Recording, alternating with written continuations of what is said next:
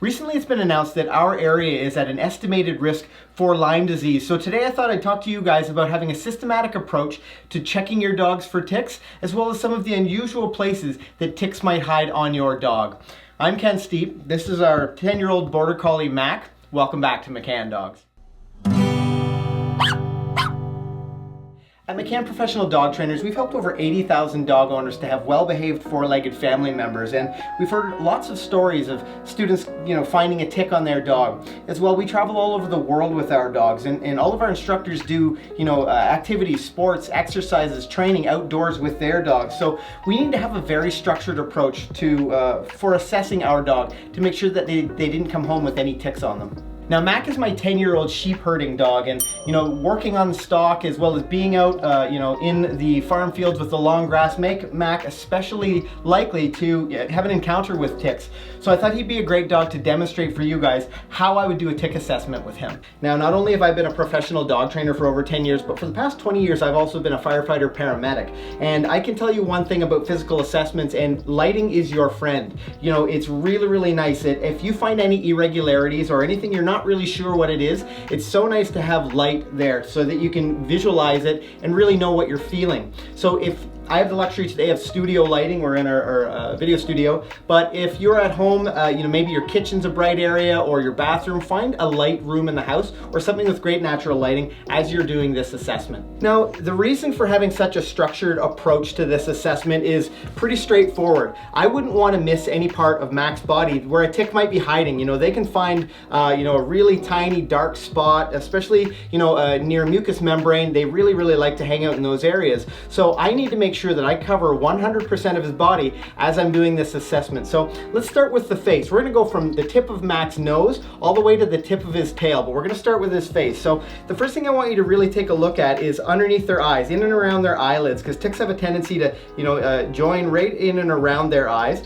As well, take a good look inside their ears. Now, sometimes it's really hard to visualize in that ear, and this is where the light really helps out. But I want you to really open up your dog's ears and have a good look inside. The next important area to check is underneath your dog's collar. Now, I want you to at least feel around and try to visualize as much as you can underneath your dog's collar, but when you're exposing underneath that collar, pull the fur back. Push the fur backwards to see if you can see right down to the skin. And anywhere that you can't see, you can probably feel. So make sure that you do a nice thorough feel all the way around. Now, what you're feeling for is like a little bump. You'll find that little irregularity in there. And if you do feel any bumps along the way, I want you to stop the assessment and really inspect what's going on under there. Don't forget to check in and around your dog's mouth as you're making your way down their neck. Again, I'm going to go over that collar area again just because I know that's a pretty likely place for a tick to hide. And as I make my way down the front of Mac's body, I'm going to go up into his armpits, right into where his front leg joins his chest and torso, and we're going to feel all the way down. Now, as I'm assessing, you can see I've got sort of this little ring grip around his leg, and I'm going to make sure that I feel each and every part of his leg all the way down. Now comes a really important place that I want you guys to check thoroughly. In between your dog's toes can be a great hiding spot for a tick. So really pull each toe apart and have a look in between. Try not to get kissed too much, but really check in between. We're also going to check in the dog's pads. So I'm going to expose Mac's pads and check in between each one of his pads, because that's also a really, really great spot for a tick to get wedged up in, and it would be hard to see if we didn't do a thorough inspection. So now that we've cleared his front paws, we're going to make our way down his chest, feeling as much as we can, and Mac's likely going to lean against me. Good boy. And I'm going to get him just to lie on his back a little bit, because I need to check in and around his groin, in and around his hind legs, and in and around his belly. Ticks really like this spot. They can tuck themselves up and underneath the dog, and it's hard for the dog to get at them. So really, expose that belly skin and really have a good look in there. Now, while I was doing this, I did see a little discoloration on Mac, and I wanted to bring you guys up close and take a look at it, but it's actually just a freckle that they sort of may look like a tick. But this is exactly why we do this kind of thing, because now that I've discovered this little discoloration on his abdomen, I'm going to keep tabs on it and just make sure that it's not changing in size or color or anything like that. So now that we've cleared Mac's abdomen, I'm going to follow the exact same process as I did for the front legs with the back legs, visualizing as much as I can, really feeling all the way down his leg, and then separating each one of the toes so I can get a really good look in between. And don't forget those pads on the bottom of your dog's feet. You really want to have a look in there as well, because it's a great hiding spot for a tick. Now that we've made our way all the way to the back end of our dog, we need to feel that tail. This is where we get to the tip of the tail, and then take a quick look and make sure that there aren't any ticks underneath his tail. That'd be a great spot for a tick to hide, and it could easily be overlooked. Now if you find a tick during any part of your assessment, you need to stop right there.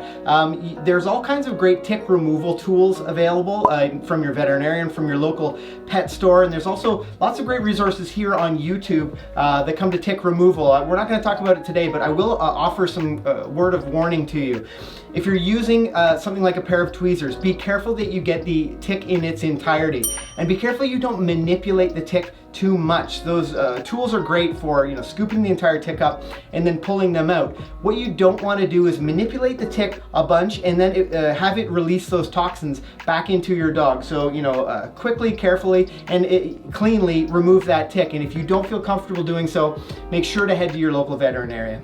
I hope you found this video helpful. I know Mac enjoys every time I do these tick checks on him. He really he enjoys the extra attention that he gets.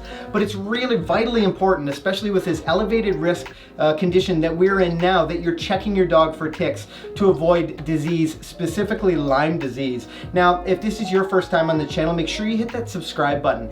We publish new videos every single week to help you spend some quality time with your four-legged family member. Check out that video beside us. It's actually a video from our channel that YouTube thinks you'll want to watch next. And on that note, I'm Ken. This is Mac. Happy training.